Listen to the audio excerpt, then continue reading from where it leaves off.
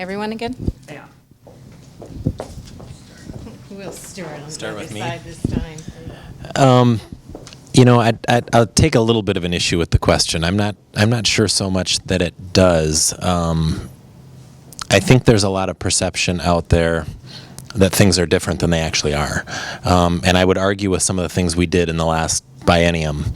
And the politics, I think, maybe were a little different than what people were expecting. I think you'd have seen, had we actually had some honest efforts to work together, you'd have seen things that would have benefited your district a little more than they did. So I'll take a little bit of an issue with that.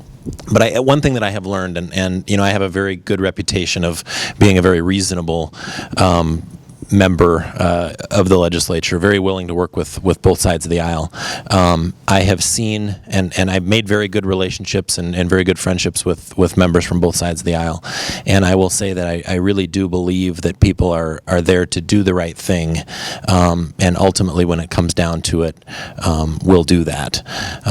I think that the problems that you see are more a problem with the system than they are with individual members and what they believe or feel. So, and ultimately, those people will stand up against the system if they need to. Yeah, and I think for me, I'm a product of the district. My wife is a product of the district, and if I'm elected to represent the residents in Big Lake, Elk River, and Otsego, and I'll follow what my constituents have elected me to do. And I think at some point, I mean, there's a place for the caucus, and there's a place for kind of the party issues, and there's a place for representing your area. And I have aggressively represented my area of the city while on the city council, and I would aggressively represent my House district in St. Paul. No doubt about it. The answer to your question is yes, I will work for the district if I am elected. As a strong education advocate, I would want a lot of input, and I would want to think about it if there were any. I think that anytime you have any decisions to make at the legislative area, I think you need to look at everything and then find the best way to make it work for your people. Whether it's your school district or whatever. But I would be committed to that. I am not a person who deals in frontal arguments. I am a person who deals more in friendly face-to-face discussions. And rather than arguments, and I would work to, whether it's in the party or across the aisle, I would work to make the best for this school district, as well as the one that I also would be representing St. Michael, Albertville, and education would be a priority, and I would look for that. Well, thanks, and I have to leave at 7, so if I leave, I'm not going away mad. But I always enjoy coming up here, and I've met with your teachers and the board and your superintendent and various parents over the years, and it's, like I say, it's always kind of a wake-up call. And I think maybe behind your question there is a little misunderstanding, because I don't see anything in what you're proposing here as a partisan gesture. I see maintaining existing. Yeah. Well, okay. We're not talking about yours, though. But I mean, the only thing I see that could even be confusing to someone is the all-day kindergarten that they have to go to. Maybe they would choose not to, so I'm sure you'll work that out. But technology, curriculum, helping kids to teach to the top, to have a chance to become a rocket scientist, if that's what they're geared to be, they should have that opportunity. Just in terms of our caucus and the priorities that we demonstrated, I was the chair of the Human Services Committee, and we reduced spending by $1 billion, never been done, while at the same time the education group got new money in the face of the largest deficit in the history of Minnesota. So there were some people coming out of my niche at the next hearing, if you have down in the hallway at the nursing home or at the hospital or at the people who need some Medicaid help, who are going to say, why would we hold education harmless? And why won't we cut them as well? There was a move about that, and we fought that off with some vigor, including me, knowing we had to lean up the human services side. So I think what you're doing is really productive, having these kinds of forums, pointing out the opportunities this opportunity gap is productive. And I think some people are confused it can happen in a school that has supposedly some wealth. You're property poor, you're down to the skin and bones. And I think telling this story helps and moves the whole topic forward in a nonpartisan way. The last thing you want to do is get wrapped up in that fight, and you want to make the kids matter and their success matter. So I went past my time, but anyway, thanks for having me. I appreciate it. Yeah, absolutely. I mean, I think, echoing what's been said, ultimately the people that cast the ballots and the district you represent is the number one priority, and I would make that mine. That said, there's also looking at how to put together comprehensive plans and how to move something. It oftentimes does take, before you even get to the point of working with someone across the aisle, it takes a point of working with people within your caucus. So there is a lot of, give and take with how you have to have collaborative effort with those that are in your party. And, I would see that as something, especially with getting to what was talked about long-term, solutions. I think that's the thing, because I think oftentimes one of the reasons long-term solutions aren't done is because long-term solutions always don't always come with short-term good sound bites, and that's a bit of the problem. So I think working with everybody to put aside some things and make sure we're doing things long-term and not just what sounds good on the next election piece. Thank you. Yeah, I would. Actually, the one thing I think that the Democrats do that I don't really like is that they put too much money to Minneapolis schools and not enough out here. And I would go across party lines and tell them, we need the money for our district, not just in Minneapolis. We have different issues here. It's not the minority issues, but there are issues here that we have trouble with, and we need more funding for those issues. Thank you. I kind of figure out where you guys are trying to go with this question, I think. But really, once you're elected, once you get down there, I don't think that you should be holding on to your caucus per se, as everybody wants to believe. Once you're down there to do a job, and the job is representing the people, just like you guys are up here on a nonpartisan position, here to represent the people of your area, and that's all you're there to do. And what's good for the people is what should matter, not necessarily what's going to get your party reelected the next time or whatnot.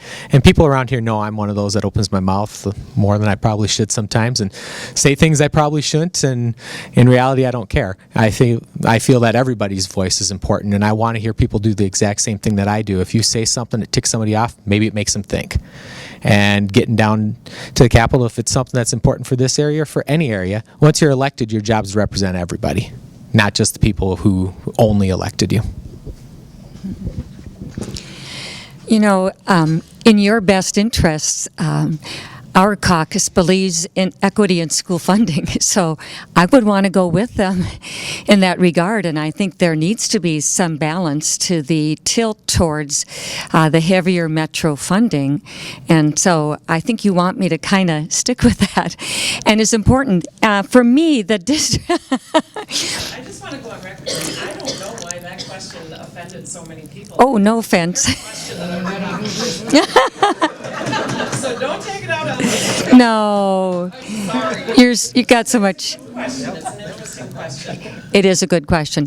The big thing is that, just like you on the school board, I heard Albertville and Rogers and Zimmerman and all that, and I'm sure when you have your discussions, there's a little push and pull that goes on in regards to finally coming out with a decision. And so it is down in St. Paul. I just think that the winners too often in many years past have been a tilt towards that metro area. So I think I've got to fight for you in order to get those kinds of things that are fair to you in that formula and in those discussions, to be there for you in that regard. And for me, it's always been, you are my district. So others have Kurt, others have other people, but you have me, and I'm your voice for that. I've carried legislation for Elk River before. And sometimes even when it was a big uphill, one of the ones I remember was the 2% staff development that you needed. It was really important to you. And I was in the minority then, but I worked with the Democrat majority party, and it was in the final negotiating thing that we got that through, and it was so exciting. One little piece of something that I know, Joel, we worked really hard to, and your lobbyist person that was there working with you, the alternative teacher licensure. And I think also really exciting piece of it. It's so easy to forget.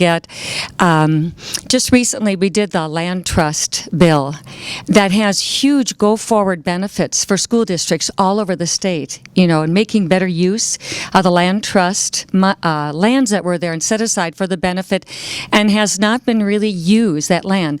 Well, interesting enough, Representative Denise Dietrich, a Democrat, went down and testified on the federal bill for Representative Chip Krivak that was a federal continuation of that state bill carried forward and was is being passed, I believe, in the federal as well, or passed the first thing. So I think there's a lot more bipartisan things, but there's no doubt that I think right now your issue, the equity and the caucus that I belong to, that's really important for you, and I'll continue to fight for that, whatever the circumstances. On my door knocking piece on the table in the back there, I have on here a trusted voice for common sense and compromise. And that's what it's all about, is common sense and compromise, how we bring things together. How do we work things to make sure it happens for equity throughout the state? Like Paul, I'm a retired military guy, and we always we give our people a hard time at the higher headquarters level because sometimes they lose common sense upstairs. Decisions made at the highest level in the military affects the youngest troop on the ground somewhere. In St. Paul, when decisions are made, how does it affect the school districts? How does it affect the kids out here? As a former school board member, we took that into consideration all the time. When we make a decision, how we're going to spend our funding, how does it affect people at the very end? And that's what I look at going to St. Paul's, common sense and compromise, make a decision, but always keep in mind, what's the effect on the people? The mandates that come out all the time from state and federal level, I've always argued for years. If you mandate something to me, pay it. Don't tell me you have to do it, and then you say, well, you all figure out how your property tax people are going to support you with it.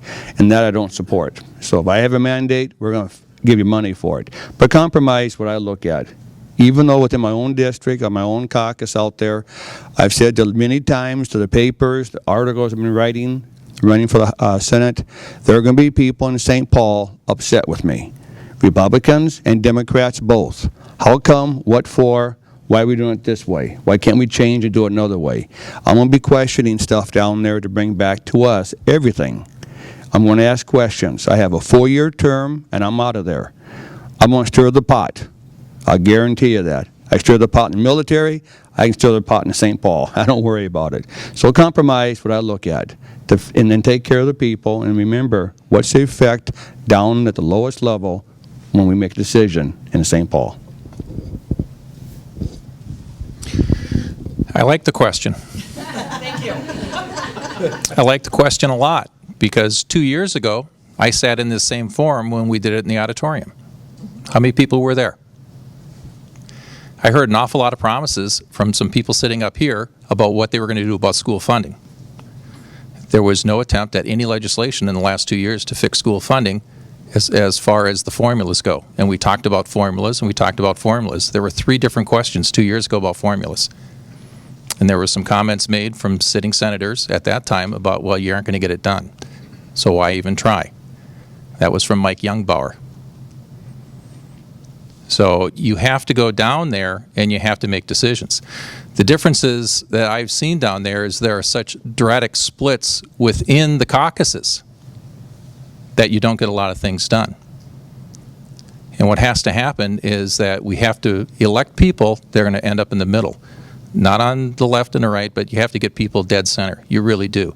It's not going to happen. We aren't going to get anything done with the caucuses split the way they are down there, and then the caucuses don't even want to talk to one another. So You can't go down there and say, I'm going to legislate morality, I'm going to legislate how this state should run according to my views. You have to go down there and you have to represent your district. The business of a legislator is to run the state of Minnesota in a more efficient, more cost-effective way. The same goes for the schools. So that's what I intend to do. I intend to go down there and be a voice of reason and a new voice of reason. That's what we need down there.